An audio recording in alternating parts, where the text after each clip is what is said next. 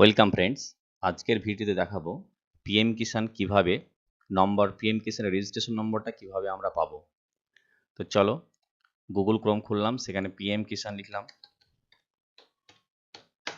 লেখার পরে এন্টার করলাম। এন্টার করে প্রথমেই যে অপশান আছে পিএম কিষাণ সম্মান নিধিতে ক্লিক করলাম। ক্লিক করার পরেই আমার এই হোম পেজটা খুলে গেল।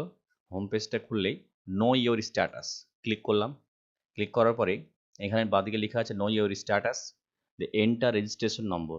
এখানে রেজিস্ট্রেশন নম্বরটা ইনপুট দিতে হবে, কিন্তু আমি রেজিস্ট্রেশন নম্বরটাই তো জানি না। তো ঠিক ডান দিকের ওপরে লেখা আছে নো ইওর রেজিস্ট্রেশন নাম্বার, আমি এইটাতে ক্লিক করব। ক্লিক করার পরেই এখানে লেখা আছে সার্চ বাই মোবাইল নাম্বার, আধার নম্বর। আমি মোবাইল নাম্বার দিয়ে সার্চ করলে এইখানে মোবাইল নাম্বার ইনপুট করতে হবে, ক্যাপচা দিতে হবে। যদি আমি আধার নম্বর দিয়ে সার্চ করি তাহলে আমি আধার নম্বরে ক্লিক করলাম, তারপরে এখানে আধার নম্বর দিয়ে ক্যাপচা দিতে হবে। তো আমি আধার নম্বর দিয়ে সার্চ করতে চাইছি, তোমরা চাইলে মোবাইল নাম্বার দিয়ে সার্চ করতে পারো।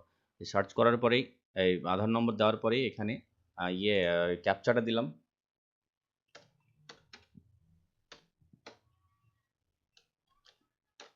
ক্যাপচা দেওয়ার পরে গেট আধার ওটিপি রেজিস্টার্ড মোবাইলে ওটিপি চলে গেছে। দেওয়ার পরেই গেট ডিটেলস করলেই রেজিস্ট্রেশন নম্বরটা চলে আসবে, রেজিস্ট্রেশন নাম্বার আর নামটা দেখাবে। এইভাবে রেজিস্ট্রেশন নাম্বার পাওয়া যাবে পিএম কিষাণের। ধন্যবাদ।